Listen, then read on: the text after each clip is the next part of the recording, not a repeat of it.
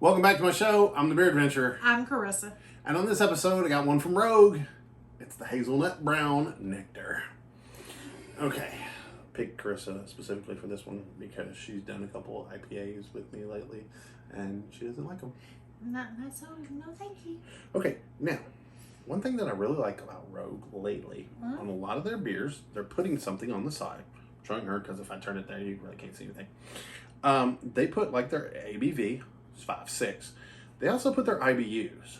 Nice. This one's 33. IBUs, the International Bitterness Unit. Now, it doesn't always mean too much. I've seen some kind of higher ones that weren't. But generally, the things like 40 and below, they're not going to be real hoppy. Right? Good to know. Now, this one has everything that goes between like their malt and toffiness and all that. I got this one thinking she's going to really dig this. I've had it. It's been forever and a day since I've had it. Because I could get them in our market for a while, and now I can't. Which is lame. Look at this beautiful brownness. It's brown. It's brown. All right, I'm going to pour hard so you can get some of this head because the smell you're going to get from this is straight absurd. Oh, it smells malty. You're going to dig it so much. Yeah, it smells malty. There for a while I was getting a bunch of the Rogue beers in the 22-ounce bombers. I loved it. Okay. Let's go in for the smells. This first thing that you're going to smell is you are going to smell that hazelnut, that nuttiness. Yeah. The roasty, the kind of toasted caramels and toffees. You do smell a slight sweetness, but it doesn't smell like candy. No, no.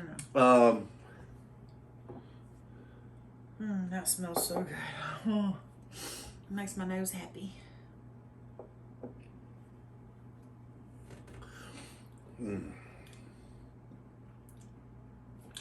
It's a little more crisp than you're going to expect. I think that's where the slightly higher IBU comes from. There's no real discernible hop note in this. It's not syrupy, and that's something that I really liked when I tried it before. How you feeling on that one? It is way more crisp than you think it would be. I don't really think it's bad. No, I think it's a good thing. Because I think if it finished as sweet and nutty as it started, I don't know how much I'd be able to drink. I don't know if I could get through 2 or 3 of them. It has a little bit of dryness on the back. It has something at the end that makes you want to drink more, not drink slower. I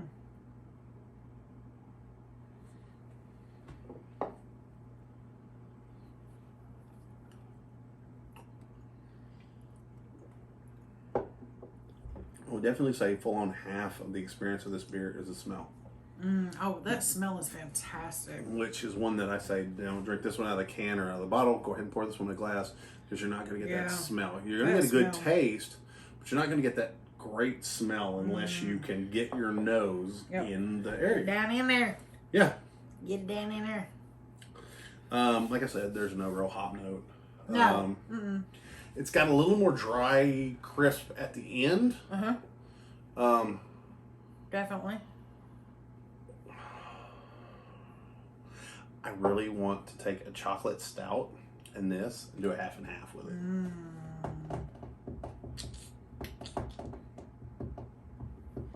Yeah, it's good. I like it a lot. I like it. It was very good. Yeah. It's malty, but it's not sweet. Yeah, it has a sweetness. But it's not like, ooh, that malted thick. I think she's kind of, well, I know what she's saying. She's saying it's not candy. Because there's 1 or 2 of these nut browns that we've had over the course of the last couple of years on the show and just out with me and friends that they're almost syrupy sweet. Yeah. No, it don't. And Yeah, that- it doesn't have anything like That becomes kind of a.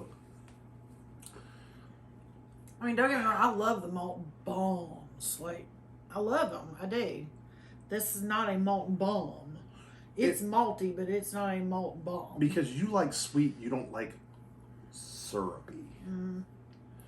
Now, the one thing I would like if it had a little more of, I wish it had just a little more mouthfeel. Just a little softer. Yeah, it does. A little more coat your tongue. It does not. If it had just a little more of that, I think that would hold that hazelnut taste for me a little longer, and I think I'd really like that. I'm wanting to get into a little more of the beer blending, like I did as a bartender when I'd make like half and halves and black and tans and rotten apples and stuff like that. I'd like to get into that a little more, and I can see this being a very, very good candidate for that. Because think like a raspberry wheat in this would be nice. Like I said, a nice chocolate stout in this would be pretty great. There's 2 or 3 other things that I could really see mixing with this. This would really lend, for lack of a better term, what the other beer is missing.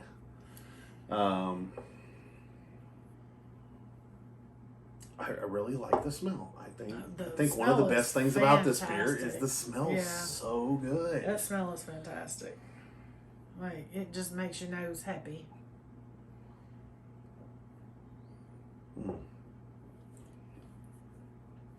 Overall, I'm really I'm pleased with this beer, and I always have been.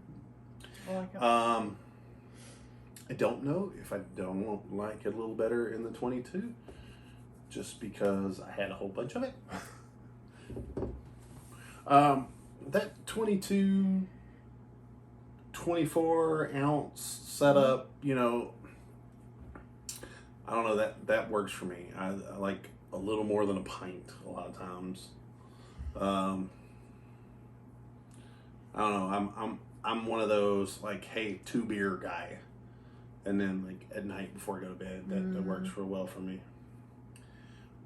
If you're enjoying the video, hit us with a like. We really appreciate that, and so does YouTube and Google. I'd love to talk with you guys about this down there in the comment section. Do you dig the nut browns? Is this your favorite? Is this your least favorite? Is there one you think I need to look for? If you dig the show, hit us with a subscribe. If you ring the bell, you'll get 3 of them a week. Now, I will see what I can find to put in the description. Also in the description, you may find some links and various things to, other beer videos, maybe my social media or the merch store. And let's break it down. Here's the deal. So, first and foremost, always the most important, did you dig it? Yes. Yeah, I did. I like it. Would I have another? Yeah, I would. It's a good beer. I mean, like, this is a solid beer. Does it have seekability? I think it's a year-round offering, but it's not in our market, so we have to go look for them. Yeah. So it does have seekability for me because it's something that I keep an eye out for. And I don't think you've ever had this one before, have you? I don't think so. But this is something that, I'm building a pick 6 somewhere out of town. If I'm running low, like, I've only got 5 that I want, I would drop this in there in a heartbeat to round out my pick 6. But is it full 6-pack worthy? I think it is. I think so. I would not be upset to have 1 or 2 of those lingering in the fridge a couple days later. Yeah. I'd really be interested to see how this did with the meal. I've never had this beer with food. I've only just had it hanging out with buddies, I think drinking it did one. good with food. I definitely could. I definitely could see that. But I'm glad it's not so sweet. It's like a dessert beer. Yeah, no, it's not. It's more nutty than malty. Definitely. Okay, I'm gonna go out here on a limb. And if you guys don't agree with this, let's talk about a description. I don't know. In my head, it feels very British. I don't know why. I've had a couple of the British nut browns that kind of felt like this. They weren't as, they had that crispness at the end, and I like that. So maybe that's a British style. Maybe, I'm not sure. I don't know as much about British beers as I'd like to. Yeah. Off to Google. Well, there you have it. We're going to hit it with the very end. 1 to 10. 7. I'm at an 8. I like it. Works good for me. I think she'd like it a little smoother. I think so. Yeah, a little smoother for you would be good. Yeah, I think so. A little more malt, a little smoother at the end. Just a little. Just a little. Yeah. I kind of like that little crisp. Well, there you go, folks. To your next beer adventure. Cheers.